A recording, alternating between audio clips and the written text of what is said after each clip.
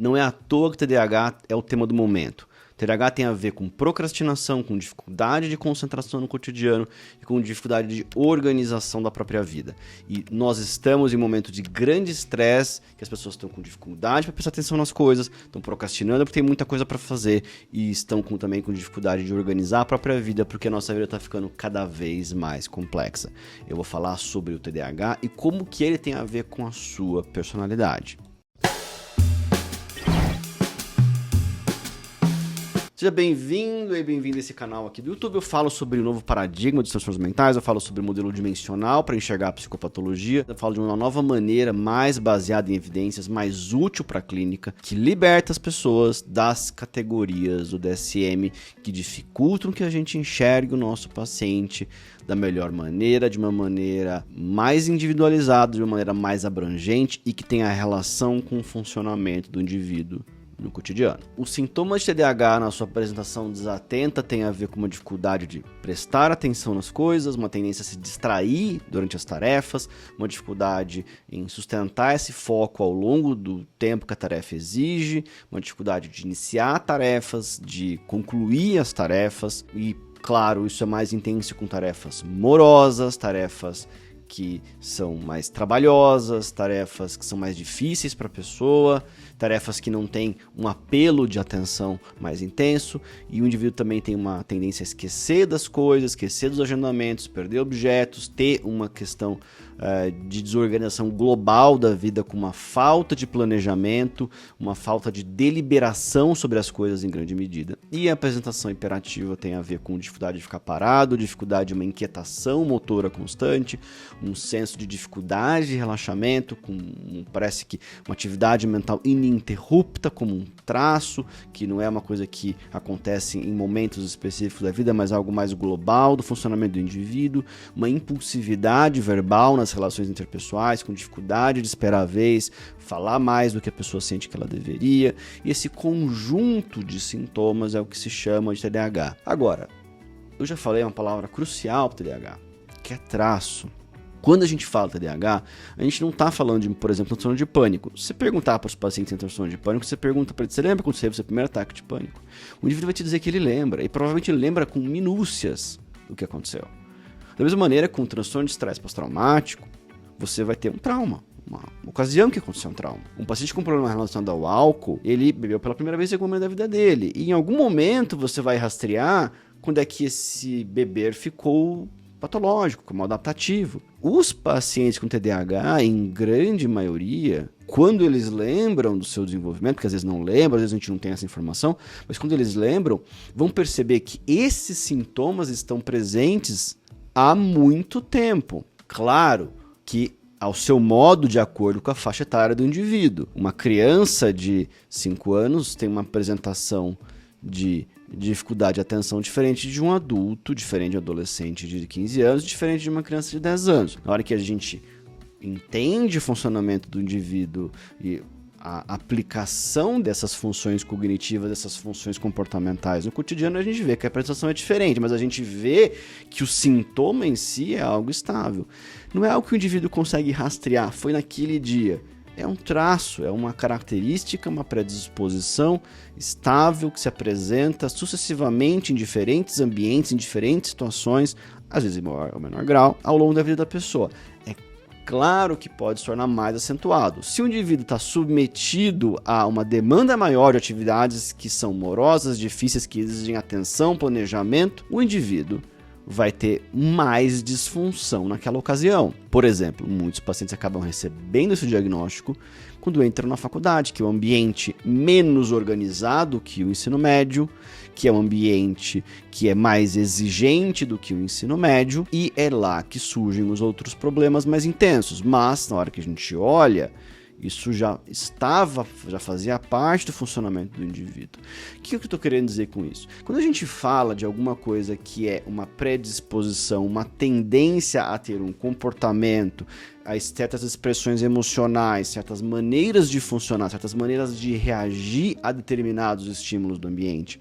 E quando essa é uma característica que a gente rastreia do desenvolvimento de alguém, a gente está falando de personalidade. Então, quando a gente descreve descreve o TDAH e a gente entende o que é reconhecidamente uma dimensão. Veja, ainda que seja uma categoria, a gente não tem um limiar específico.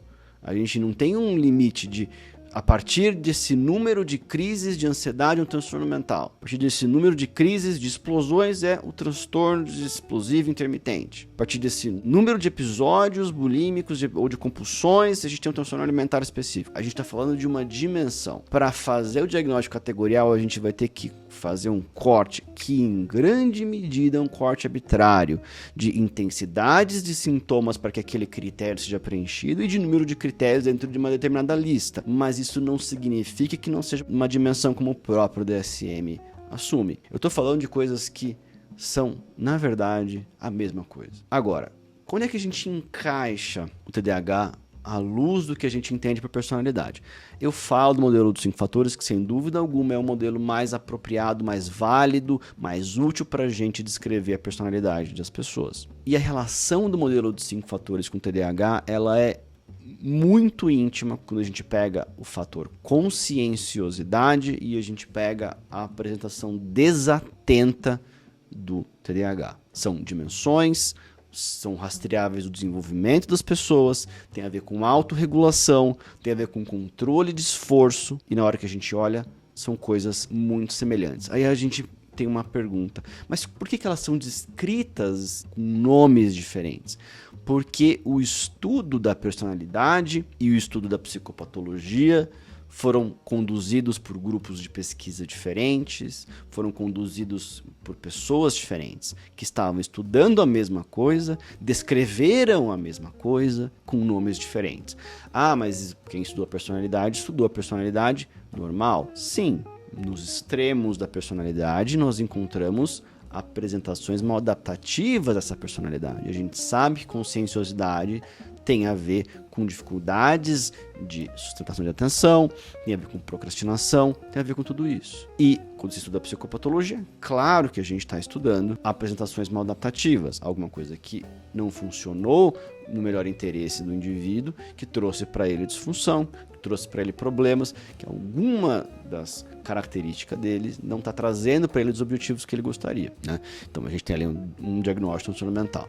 Mas essas apresentações, quando a gente olha a descrição, e é interessante quando a gente olha as escalas para aferir conscienciosidade, principalmente as escalas aqui, a gente vê os traços mal adaptativos da conscienciosidade, são perguntas muito semelhantes às escalas de TDAH desatento. Não tem como ser coisas diferentes, são coisas muito semelhantes. São construtos muito próximos entre si, com uma sobreposição muito grande, uma sobreposição raramente vista nas ciências do comportamento humano. E os estudos mostram isso, com correlações raramente vistas. A mesma descrição. A gente está falando da mesma coisa. E é muito interessante que quando a gente entende o TDAH, que ele possa se beneficiar do que a gente entende por conscienciosidade. Como é que se desenvolve conscienciosidade? Quando é que um jovem aprende a sentar e fazer esforço? Tem um conceito muito interessante chamado Forceful Control, que é controle de esforço. É você aplicar o esforço. A gente não está constantemente fazendo esforço. Eu podia estar, antes de gravar esse vídeo, em casa, assistindo televisão, relaxado, lendo um livro com a minha família. Aquilo não é esforço. Aquilo é uma atividade lúdica de relaxamento. Para gravar esse vídeo, eu preciso pensar no conteúdo, organizar o conteúdo. Será que eu expliquei direito? Será que eu não expliquei direito? Eu preciso estar aqui gravando, montar aqui câmera, etc. Tem um esforço para fazer isso. Então eu preciso alocar o meu esforço naquilo que é interessante para mim e relaxar quando eu não estou fazendo esforço. Então essa capacidade de controle de esforço, que é lenta e progressivamente desenvolvida ao longo da infância e que é organizada nesse traço de personalidade e conscienciosidade, que tem a ver com deliberação, persistência, foco, tendência à realização, persistência a despeito de adversidade na perseguição desses objetivos, uma inclinação a seguir regras. Todas as definições estão dentro do conceito de conscienciosidade. Haverá um vídeo sobre conscienciosidade, podem ficar tranquilos. Todos esses conceitos envolvem, em maior ou menor grau, essa ideia de effortful control. O indivíduo adquire esse forte for control ao longo do seu desenvolvimento na medida em que ele tem, como acontece nos traços de personalidade, uma predisposição genética a isso, biológica, e o ambiente favorável para que essa expressão genética aconteça.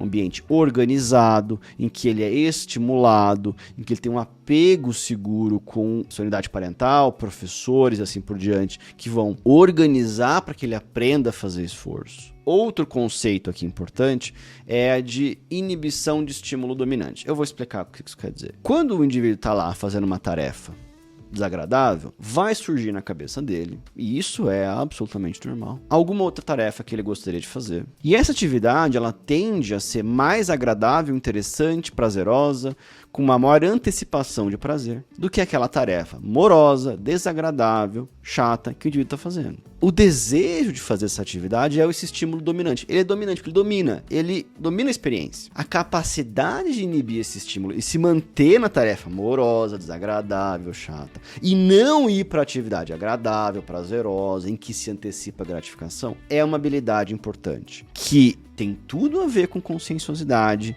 e que falta para muitos pacientes com TDAH. O indivíduo que tem essa capacidade de inibir esse estímulo, ele persiste, ele realiza, ele mantém foco, ele eventualmente se distrai e ele se concentra de novo. Dificuldade que os pacientes com TDAH têm. É muito interessante, portanto, ver como, novamente, entender a personalidade, entender o desenvolvimento de conscienciosidade, ajuda a gente a entender o nosso paciente com TDAH. Eu não estou dizendo que TDAH não existe, TDAH é personalidade. Não foi isso que eu disse. TDAH é um diagnóstico fundamental, terrível, que a gente às vezes ouça, que é um diagnóstico inventado, que é um diagnóstico que não existe. TDAH é um diagnóstico absolutamente fundamental e precisa ser feito com cautela, com critério, comunicado e adequadamente tratado. O que eu estou dizendo é, na hora que a gente entende o TDAH à luz do desenvolvimento de personalidade, à luz dos mecanismos de personalidade, eu falando especificamente aqui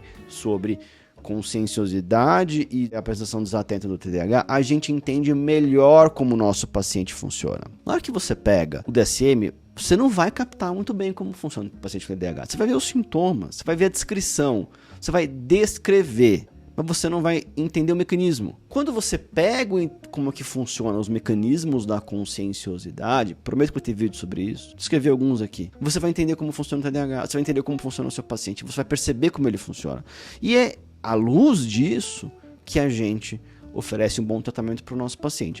É claro que tem a visão neuropsicológica do TDAH, que não é em maneira nenhuma incompatível com essa visão de personalidade que eu falei. É uma outra versão. Eu estou propondo duas alternativas. É importante, digamos assim, que a gente tenha caminhos diferentes para entender o nosso paciente, não é verdade? E a gente vai ver qual que é o melhor caminho, como é que eu entendo melhor esse paciente, como é que esse paciente entende melhor como ele funciona. A gente tem que entender como funciona o paciente para a gente comunicar para o nosso paciente, para ele entender, para a gente construir uma aliança terapêutica que o ajude nas suas dificuldades. Então, quando a gente está diante de um paciente com TDAH, rastrear o desenvolvimento dele é absolutamente fundamental, para que a gente possa entendê-lo, para que a gente possa aplicar a psicoterapia de maneira correta, para que a gente possa medicar esse paciente com ele captando claramente o que a gente espera do remédio. Esse foi o vídeo sobre TDAH, sobre conscienciosidade, sobre a relação TDAH com a personalidade. Se você gostou, deixe seu like, siga este canal, ativa lá a notificação para você não perder os vídeos de toda quinta-feira. Deixe seu comentário, dica, reclamação, sugestão de tema e assim por diante. Estou aqui para fornecer informações para você sobre o diagnóstico psiquiátrico, sobre a nova maneira que livra a gente das restrições que o diagnóstico categorial traz e que a gente possa olhar para um futuro melhor para os nossos pacientes.